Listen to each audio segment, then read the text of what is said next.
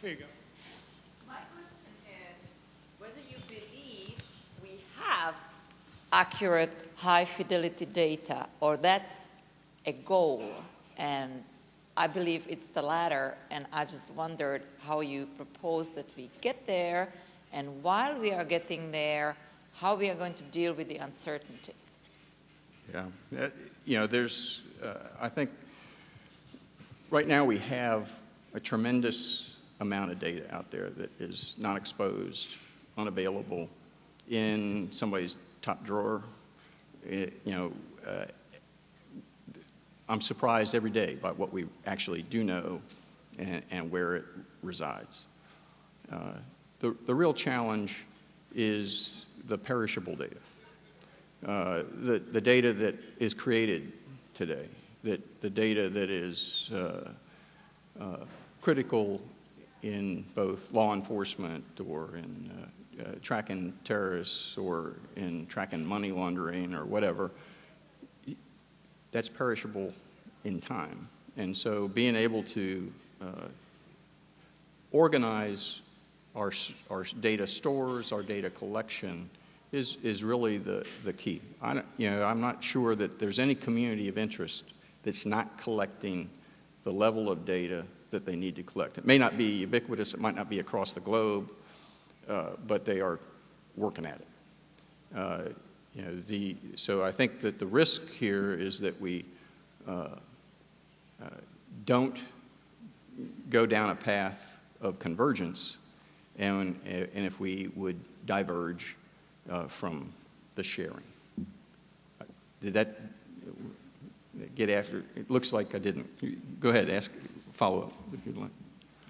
Yeah, Robert Graham. I would like to get your opinion on service level agreements for cloud computing and how your agency is going to use SOA, or what are you going to use as a service level agreement for cloud computing? Yeah, I think that I really pass that off to DISA. I say, I'm not in the cloud computing business. You are. I'm in the data using business. I'm in the data providing business. I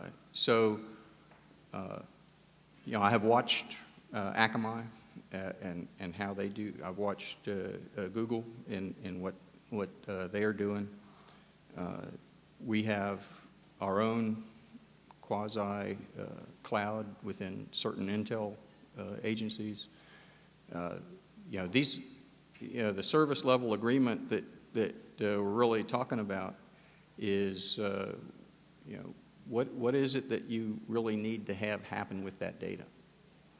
What is it that needs to happen from a security standpoint? What has to happen from an availability standpoint? And defining that. So for our missions, we have probably a non-standard approach to this thing. The standard approach is that I can just say I want a certain level of availability, and that we allow that, the data not to be moved. It is at rest. It gets provisioned via the web, which does move it across data centers. Instead, we have to sit there and say we have users that have to have the base data not available to them from a data store in the enterprise or at the cloud, but they need to have it on their handheld. They need to have it on their laptop. And that's because comms get cut. So I think the Homeland Security folks, as well as some of the police and other emergency operations folks have the same dilemma. And I think that affects, it's different service level agreement than just what we would do if we were provisioning it here for the U.S. only. Any other questions? One more. Had to be all the way over there, make me run.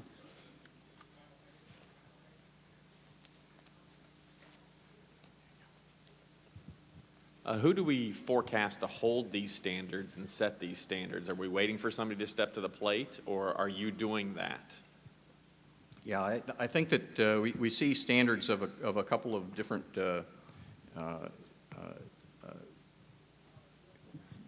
areas. You know, one of the things that is happening is within the federal government a convergence of who's in charge. We still have the last step to go, but within the Department of Defense and Intelligence community is the National Geospatial-Intelligence Agency that is the keeper of the standards. Many of the standards that we use, are open standards. So we are all members of the Open Geospatial Consortium. We are members of other open source consortiums. The piece that all of us have to participate in is that we all participate in that standards growth. So one of the acronyms up here, the military is great with acronyms, is the Army Geospatial Data Model, AGDM. That is not necessarily something that is different from in concept from the NFDD, the National Geospatial-Intelligence Agency's standard. But it is within a time series different. So we are sitting there saying, oh, how about we'll nominate something up from an Army Geospatial Data Model, and then the National Geospatial-Intelligence Agency and the GEOCOM will endorse that. So if my agency is collecting data, decides to collect certain data, where do I go to say, okay, I just want to make sure I meet these standards as well as my own? Today, there's no authoritative government level. You can't find it. Within the Army, I provide that to the Army as the GIO. You know, within DOD, we're getting to the point where the National Geospatial-Intelligence Agency is doing that. Within the intelligence community, we're getting to the point where NGA does. FDGC is providing some of those standards pieces for the rest of the federal community, but it doesn't have the governance structure that I enjoy. And so, you know, short answer is there isn't one. There needs to be one, and I think that's the trend that I said is coming. You'll probably see a lot more GIOs in the future.